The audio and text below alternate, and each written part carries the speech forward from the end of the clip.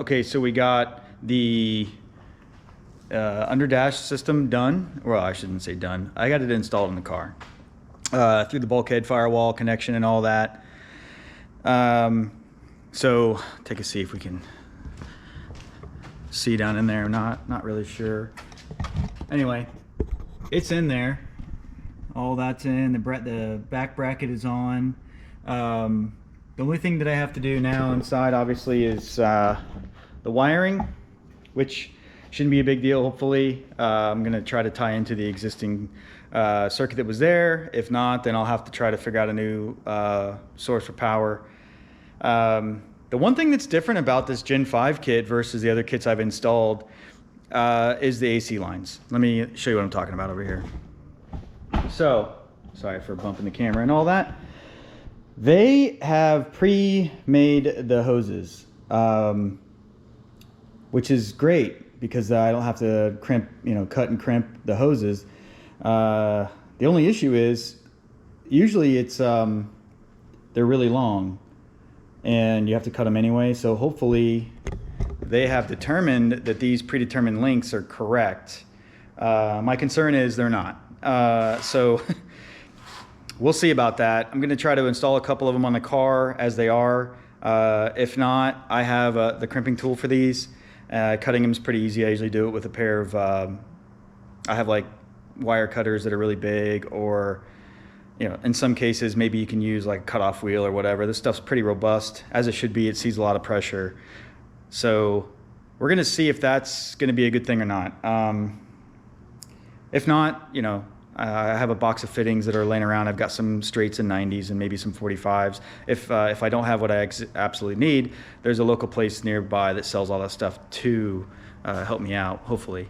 The other issue too is some of these AC lines are inconsistent diameters. Good thing, looks like they're all Continental Galaxy hoses, which is great because that would be like more of a traditional size or whatever. I don't know if you guys have ever bought some Amazon hose AC stuff. It doesn't always come out the same diameter as what you can get like sourced locally or even stateside. So anyway, I had to mount the dryer lower than typical, so that may cause us some AC line issues or hoses. We'll see. If not, I can easily move that back up. The only reason why I put it down lower is A, there's plenty of clearance down in there, and B, that's where all the wiring for the Holley EFI comes through at. So yeah, I mean, I could easily move that stuff up or down. I don't think it would be a big deal. It just, somewhat tight and neat there. I didn't want to have to redo any of that stuff. But of course, time will tell. So let me get cracking and see if these hoses fit. I think that would be a good idea to do. By the way, it's super nice out today. It's like 98 degrees. Yay. Oh, speaking of which, hilariously, Harbor Freight in my area here in Largo is having their parking lot sale. It's like the 3-day parking lot sale. Nothing was in the parking lot. Why? Because it's 98 degrees outside and it rains randomly. I mean, maybe it doesn't rain. Who knows? It's still hot. So I picked up another tool cart. They're like 199 bucks today, but the box was damaged on the red one, and the manager knocked another 20% off, which is really cool. So if you guys are looking for a tool, or it's not a whole lot on sale today, but regardless, I figure a toolbox, an extra cart, would be something else I could trip over and have the air hoses catch on. Because we need more things that roll around and be in the way in the shop. Yeah, that's where we're at. Okay, so as I suspected, these hoses are very, very much the wrong length. I'll show what I'm talking about. So as you look into the engine bay here, this is the 8AN fitting coming from the condenser up front, right? So from here, this 8AN needs to go to this suction side or pressure side or whatever. Yeah, I think it's the pressure side, discharge side of the compressor. So the hose is, I don't know, needs to be 10 inches long roughly. And this is the hose they sent for that fitting, or that piece. Yeah, it's like, well, I'd say it's at least 7 foot long. So obviously that one's wrong. The 10AN hose, they sent this one. It's probably 5 feet long.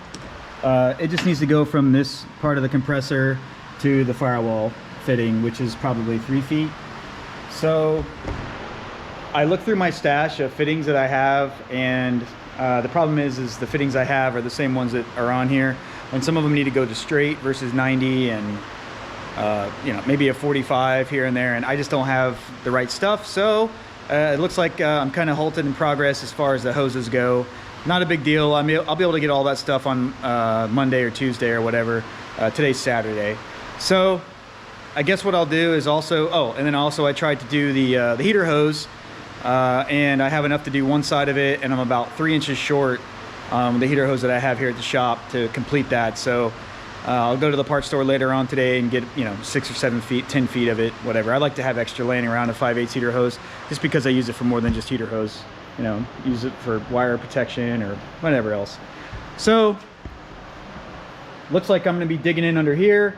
I've got to do all the ducting, and I got to do the wiring. So I'm really looking forward to that, as you can tell, but it is what it is. I'll go ahead and try to start knocking out some of that stuff, just because I can't finish up the engine bay. So all right.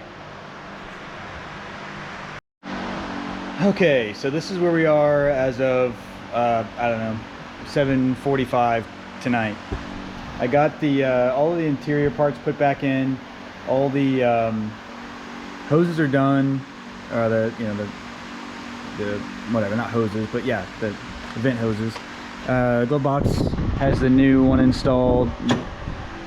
The only issue is there's no internal vents or inside vents, center vents, or whatever you want to call them. It's been a long day. I'll show you why. I got the round ones in. You can see the round ones, they're in. This is pretty cool. So we've had some issues with Vintage Air, which is very uncharacteristic of them. Usually they're very good about quality, and they have checklists, and they're usually really on top of things. So I mentioned the hose issue earlier, how they're, you know, 7 feet too long, all of them. And they've already crimped the ends on both sides, which is rare.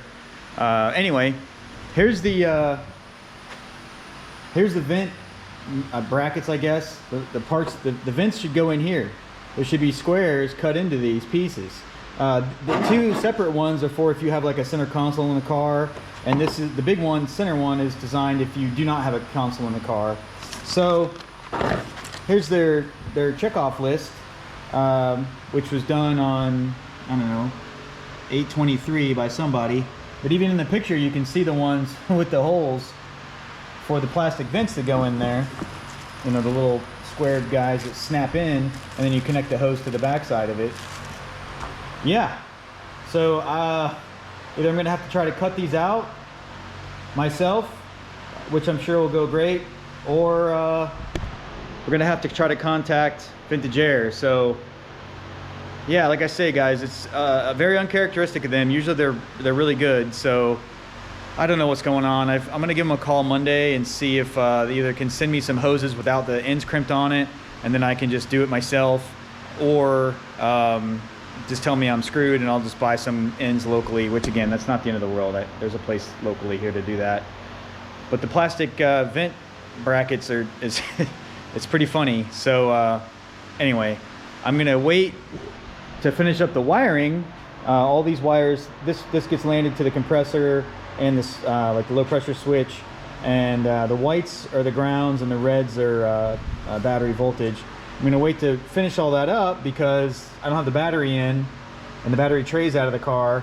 And the reason for that is because the condenser hookups are actually sort of like under the battery tray, so it'll be a real pain in the butt to get those tight when the battery tray's in, and I can't determine the wire length without the battery. You know what I mean.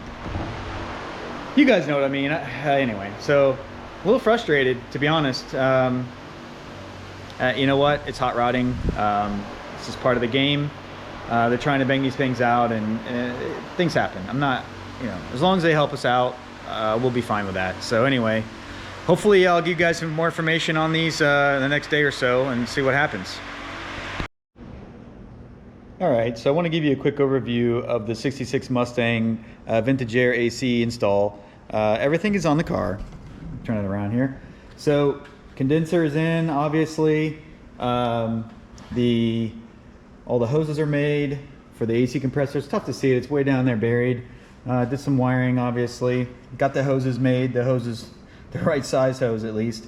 Heater control valve is in, and car runs, AC works. There's only a small issue. The car runs a little hot now, and that's probably due to the fact that it doesn't have a shroud on the fan, and now the condenser maybe doesn't, or blocks more air or something like that. I'm not real sure. When I say hot, it runs, you know, in the low 200s. I ordered some parts from National Parts Depot recently. So what I ended up getting was a new water pump, a fan shroud. I got a new fan blade. This is a mechanical fan driven off of the front of the crank. It doesn't have a clutch or anything like that, so it's just direct drive. The fan looks okay, but I figure if I'm in there, I might as well put a new, you know, $50 fan on, you know, while we're at it. So anyway, new water pump. Although this one seems to be pumping fine, I just don't know the age of it, and it's not that expensive as well. The shroud, and I'm gonna do like a 160-degree thermostat. Hopefully that'll help just get the circulation going a little quicker.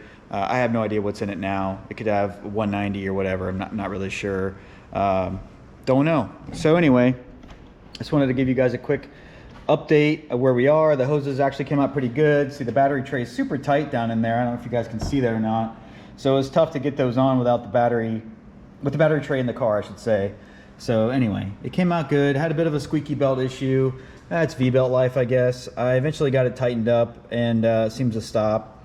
But anyway, yeah, it came out nice. You know, it's try to flow the hoses in such a manner that they're away from the header as best I could, at least. And mounted the dryer a little lower than the instructions recommend, but to be honest with you, it's kind of out of the way down in there, and it's kind of nice. So yeah, so that's where we are. Again, this is a cruiser. This isn't a race car at all. This guy just cruises this thing around up and down the beach. He's gonna get a new top. Spoke with a customer or friend, whatever you want to say, and he's gonna get a white top put on the car, which I think will probably be a little bit more aesthetically pleasing since it's a light color blue. It does have white accents on the outside of the car. The interior has white accents in as well. So a white top would be fitting, I guess.